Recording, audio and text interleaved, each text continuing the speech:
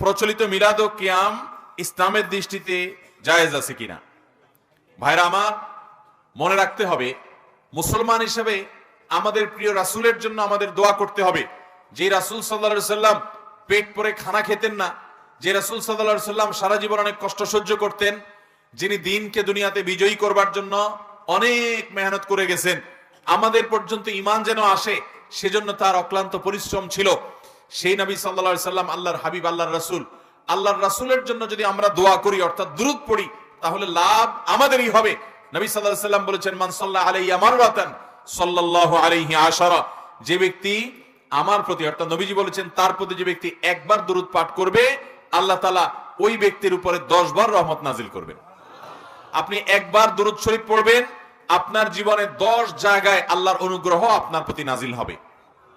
এজন্য ভাইরা আমার, দুরূদ আমাদেরকে পড়তে হবে কি হবে না? বেশি বেশি পড়তে হবে। দুরূদ সবচেয়ে বেশি পড়তে হবে শুক্রবারে, বৃহস্পতিবার দিবাগত রাত এবং শুক্রবার জুমাবার, এই সময়টাতে সবচেয়ে বেশি দুরূদ পাঠ করতে হবে। কারণ নবী করিম সাল্লাল্লাহু আলাইহি ওয়াসাল্লাম বলেছেন, আকসিরু আলাইয়া মিনাস সালাতি মিন ইয়াউমিল জুমআতি ওয়া লাইলাতিল জুমআহ, তোমরা জুমার দিন এবং জুমার রাত, বৃহস্পতিবার দিবাগত রাত এবং শুক্রবার আমার প্রতি বেশি বেশি দুরূদ পাঠ করবে। ফা ইন্না সালাতাকুম মা'রুদাতুন আলাই, কারণ তোমরা যে দুরূদ পাঠ করো এটা আল্লাহর ফেরেশতারা আমার সামনে উপস্থাপন করে বলে, হে আল্লাহর রাসূল, অমুকের ছেলে অমুক আপনার প্রতি দুরূদ পাঠ করেছে। এইজন্য দুরূদ পাঠ করা লাগবে কি লাগবে না? কিন্তু দুরূদ পাঠ করা আর মিলাদ পড়া এই দুটো এক জিনিস না। দুরূদ পাঠ সকল নামাজি মুসলমান নামাজে করে, নামাজের বাইরেও করে। আমরা নামাজের মধ্যে দুরূদ পড়ি কি পড়ি না? নামাজের মধ্যে দুরূদ সব মুসলমান, সব নামাজি ব্যক্তি পড়ে কি পড়ে না? তাহলে যারা দুরূদ পড়ে, এমনও হতে পারে যে দুরূদ পড়ছে কিন্তু সে মিলাদ পড়ে নাই। কিয়ামতের দিন আল্লাহর কাছে এটার জন্য জবাবদিহি করা লাগবে না যে তুমি মিলাদ পড়ছো কিনা, আল্লাহর কাছে জবাব দিতে হবে যে তুমি দুরূদ পড়ছো কিনা। অতএব আমরা কি দুরূদ পড়বো না মিলাদ পড়বো? আপনি বলবেন মিলাদে তো দুরূদই পড়ে। দেখুন, ইসলাম কোন ইবাদত করার ব্যাপারে বিশেষ কোন নিয়ম যদি ঠিক না করে দেয়, আপনি যদি সেই ইবাদতের জন্য একটা ফরম্যাট, একটা নিয়ম বানায় নেন, ইবাদতের মন গড়া পদ্ধতি বানায় নেন, তাহলে এটার নাম হবে নকল ইবাদত। আর এই নকল ইবাদত করলে আল্লাহর কাছে পুরস্কার পাওয়া যাবে না, বরং তিরস্কার পাইতে হবে। আপনার আমল নাই সেটা এক জিনিস, কিন্তু আমল আছে ভেজাল আমল, সেটা কিন্তু আরো খারাপ জিনিস। আপনি একটা দোকানে গেছেন, আপনার প্রচন্ড ক্ষুধা লাগছে, আপনার মানিব্যাগটা পকেট মারে নিয়ে গেছে, আপনার বাড়ি এখানে নাই, ক্ষুধায় আপনি অবস্থা খারাপ। দোকানে গিয়ে যদি বলেন, দোকানদার ভাই, আমার এখানে মোবাইল মানিব্যাগ সব খোয়াই ফেলছি, আমার খুব ক্ষুধা পাইছে, আমি এখানে আসছি, এখন যেতে পারছি না, আল্লাহ একটা ব্যবস্থা করবে, এই মুহূর্তে আমি অনেক ক্ষুধার্ত, আপনি আমাকে একটা কেক, একটা রুটি অথবা এক বোতল পানি, একটু কিছু আমাকে দেন, একটা কলা দেন, আমি খাই। আমি আল্লাহ যদি বাঁচায় রাখে আপনার মোবাইল নাম্বার লিখে নিয়ে যাই, আমি বিকাশে, আমি নগদে, আমি রকেটে, আমি এমকেশে আপনার কাছে টাকা পাঠিয়ে দিব। এরকম যদি আপনি বলেন, কোন দোকানদারের মায়া হতেও পারে, হয়ে আপনাকে সে দিতেও পারে। অনেক দোকানদার হয়তো দিয়ে বলবে, ভাই এই টাকা দেওয়া লাগবে না, আপনি যেহেতু বিপদে পড়ছেন, হতে পারে কি পারে না। কিন্তু যদি আপনি একটা জাল 500 টাকার নোট নিয়া দোকানদারকে ওইটাকে পেঁচাইয়া মুসরাইয়া ধরায় দিছেন, আর ওই যে কেক, কলা ইত্যাদি কিনছেন, দোকানদার যদি টের পেয়ে যায় আপনি চালাকি করে এই নকল নোট তারে ঢুকাই দিছেন, তাহলে দোকানদার টের পাওয়ার পরে সে কি করবে? থানায় ফোন করবে না? থানায় ফোন করবে না? পুলিশ কল করে বলবে যে নকল টাকার কারবারি পাইছি, একটা জলদি আসেন। এই লোকটারে নিয়ে থানায় ধরাই দিবে না? কারণ তার কাছে কি পাওয়া গেছে। তাহলে কারোর কাছে টাকা নাই, তারপরেও বেচারা, যার কাছে টাকা আছে সে তো সদাই কিনে খেতে পারে, কিন্তু কারোর কাছে টাকা না থাকলেও সে সদাই পাইলেও পাইতে পারে। কিন্তু যদি নকল টাকা থাকে, তাহলে সদাই পাওয়া তো দূরের কথা, মায়ের পিঠে পড়বে। ঠিক একইভাবে কারোর কাছে নেকামল থাকলে কিয়ামতের ময়দানে সে আল্লাহর কাছে জান্নাত পাবে, কিন্তু কারোর নেকামল নাই, কম আছে, আল্লাহ যদি অনুগ্রহ করেন তাকে আল্লাহ জান্নাত দিতেও পারেন।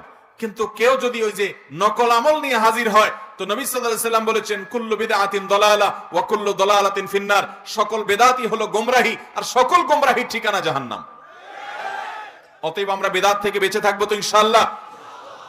দুরূদ পড়বো, কিন্তু দুরূদ পড়ার জন্য নিজের মন গড়া পদ্ধতি আমাদের অনেক ভাইরা বানিয়ে নিয়েছেন। ওনারা মহব্বতে রাসূলের মহব্বতেই করেছেন সাল্লাল্লাহু আলাইহি সাল্লাম, কিন্তু রাসূল সাল্লাল্লাহু আলাইহি সাল্লামের মহব্বতে রাসূল সাল্লাল্লাহু আলাইহি সাল্লামের কথার বাইরে গেলে, তার কথার মধ্যে সংযোজন বিয়োজন করলে, বাড়াবাড়ি ছাড়াছাড়ি করলে, সেটার কারণে রাসূল সাল্লাল্লাহু আলাইহি সাল্লাম খুশি হবেন না, আল্লাহও খুশি হবেন না, বরং হাদিস বলছে বিদআত করার কারণে জাহান্নামে যাওয়া লাগতে পারে।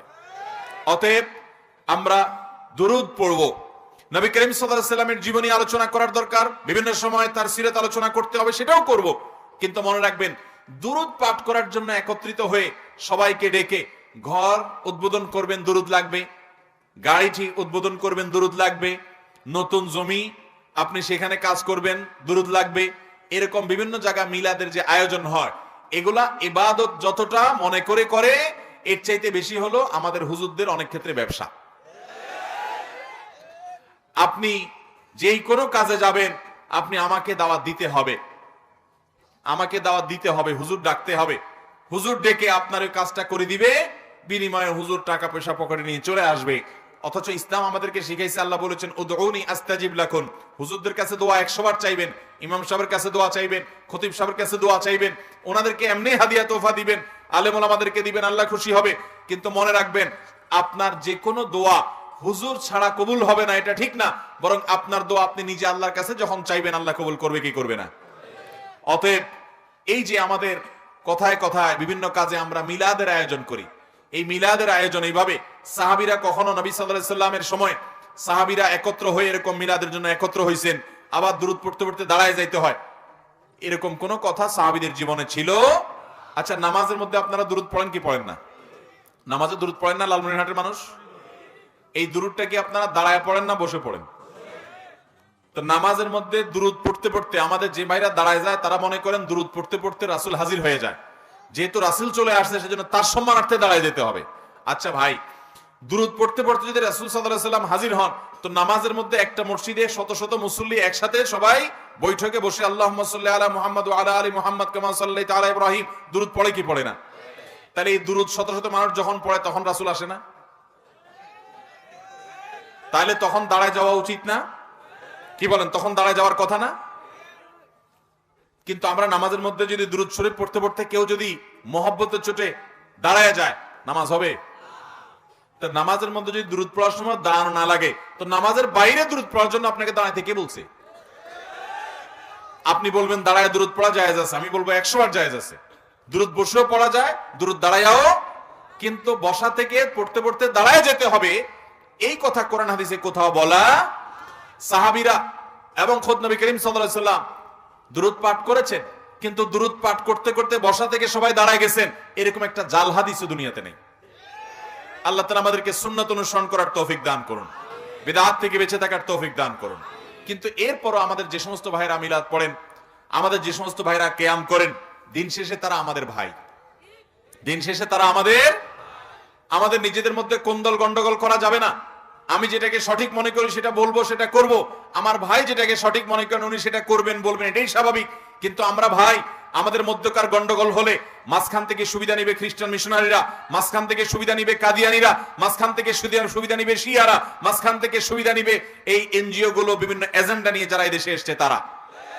অতএব আমরা সেই সুবিধা পেতে দেব? কেউ যদি বেদাতে লিপ্ত হয়, সে বেদাতে লিপ্ত ভাইটা আমারই ভাই, আমারই ভাই বেদাতে লিপ্ত, বা আমার ভাই তার দৃষ্টিতে আমি ভুলে আছি। হতে পারে ভাই ভাইয়ের মধ্যে এরকম মত পার্থক্য, তাই বলে ভাই ভাই যদি নিজেদের মধ্যে গন্ডগোল ফাসাদ করে আলাদা হয়ে যায়, তাহলে আরেক পক্ষ সেখানে সুবিধা নেয়। অতএব সেটা পাতে দেওয়া যাবে। আমরা সামাজিকভাবে মিলেমিশে থাকবো।